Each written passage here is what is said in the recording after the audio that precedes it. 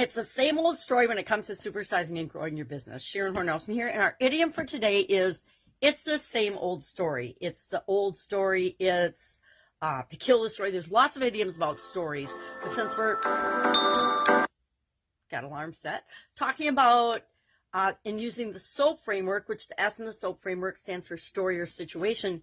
Today for the annual challenge, I wanted to talk about something that was story related in our idiom today for Supersize Your Business.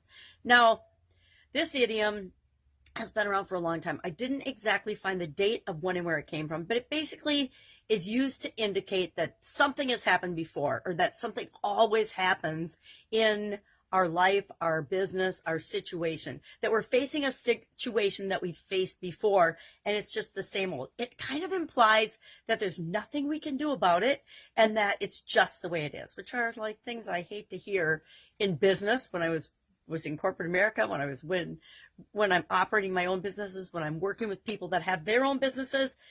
It's just the way it is. It's the way we've always done it. I was married to a man that was that's just the way I am. And it triggers me, right? That thinking that I'm this way and I can't choose to be, or I don't have the ability to change and be anything else, drives me a little bit batty.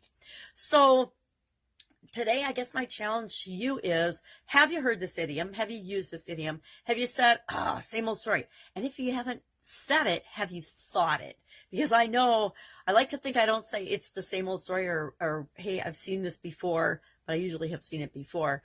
A lot of the time in my own behavior, in my own thought patterns, because the truth is we get what we expect and we only see what we'll allow ourselves to see. We'll only experience what we're ready and willing and able to let ourselves experience. And this applies to supersizing and growing our business, building our business, as well as pretty much every area and aspect of our life.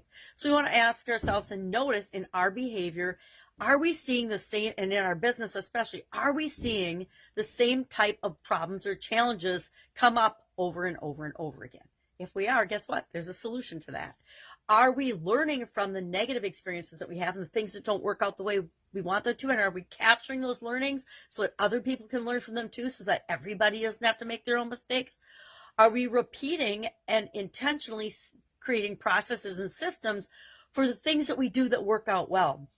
It's amazing to me how many business owners I work with that have nothing documented or written down in their business. So like if they got hit by a truck or a car, what would happen to their business? Well, it'd be like the pandemic, dead stop, right? People would be scrambling and struggling to try to figure things out because there wasn't something that they could refer to in order to know what to do, or to at least have a foundation to springboard off of in order to know what to do. Because we're going to come up with things in our business that we haven't anticipated or come up with a process or a procedure or a rule for, right?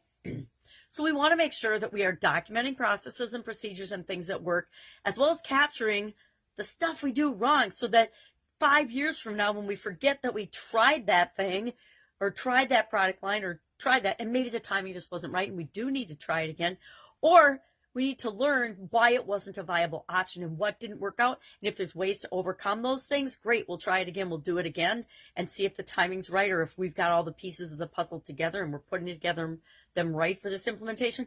Or we'll choose not to do that thing again because we've captured the learnings along the way, and we know what works for us and what doesn't work for us, what serves our customers, what doesn't serve our customers, etc.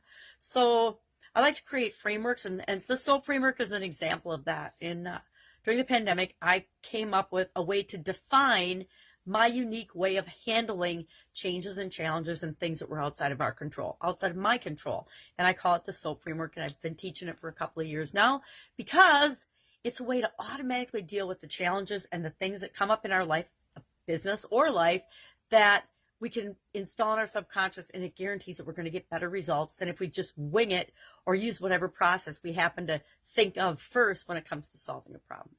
All right, love to know your experience with this thing. Is it the same old thing?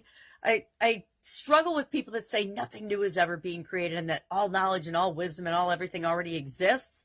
But sometimes I wonder if it isn't true and that we're just all recycling the things that work for us because we come up with our own system that works. All right, have an awesome day. I'll, of course, be with you tomorrow.